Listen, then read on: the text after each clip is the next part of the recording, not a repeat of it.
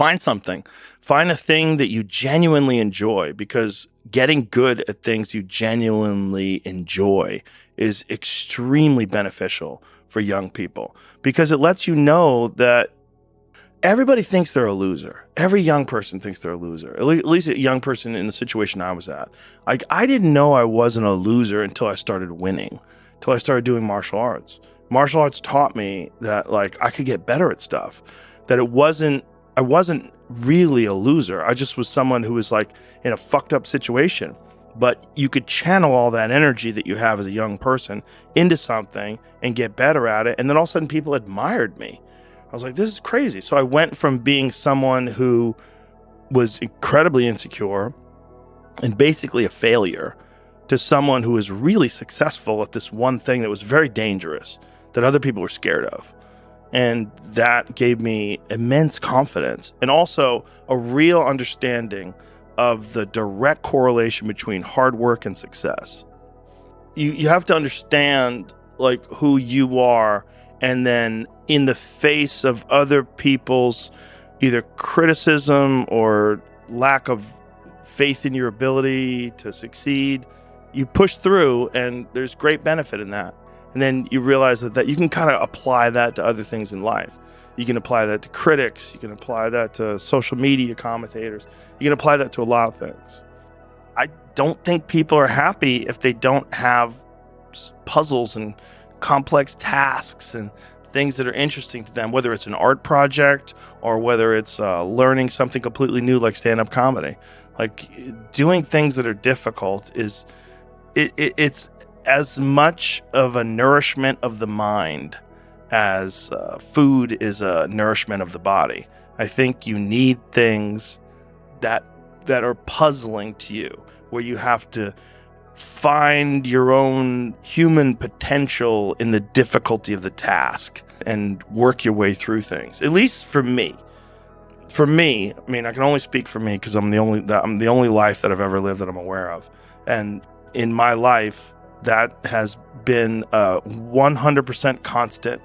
I am a very happy person, and I have never had a moment where I'm not doing difficult shit.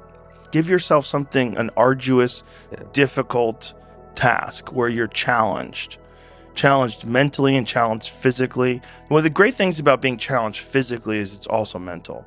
The people that don't understand that have never really been challenged physically. People that think that physical challenges are just physical. It's just brute grunt work. It's not. It's emotional intelligence. It's understanding your desire to quit and conquering your inner bitch. All that stuff it's mental. It's playing out inside your head.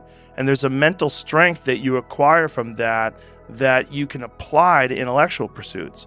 People that don't think that are the people that haven't attempted them.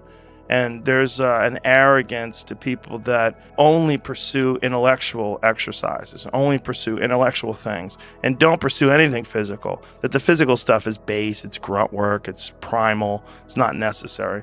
I don't think that's accurate. Obviously, there's people like Stephen Hawking who have no opportunity to do anything physical. His physical dilemma is keeping his heart beating. But for most people, I think you can really benefit from physical struggle, and you benefit from it in a mental way. And I think that is overlooked. That's unfortunately overlooked by academics and intellectuals who they make excuses for why they're fat and lazy or scrawny.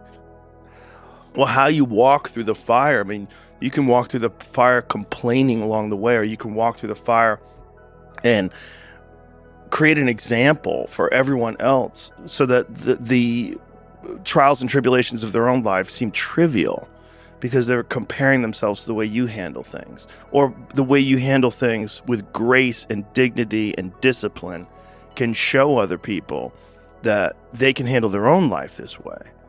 And there's beauty in that. There really is. And there's so much inspiration to be gathered from other people. If you're a charitable person, if you're charitable and compassionate, and you can look at people, even people I don't like, I try to look at the best aspects of how they live their life and recognize those aspects, admire them, give them credit for it, There's something that we can all get out of watching the way other people live their lives.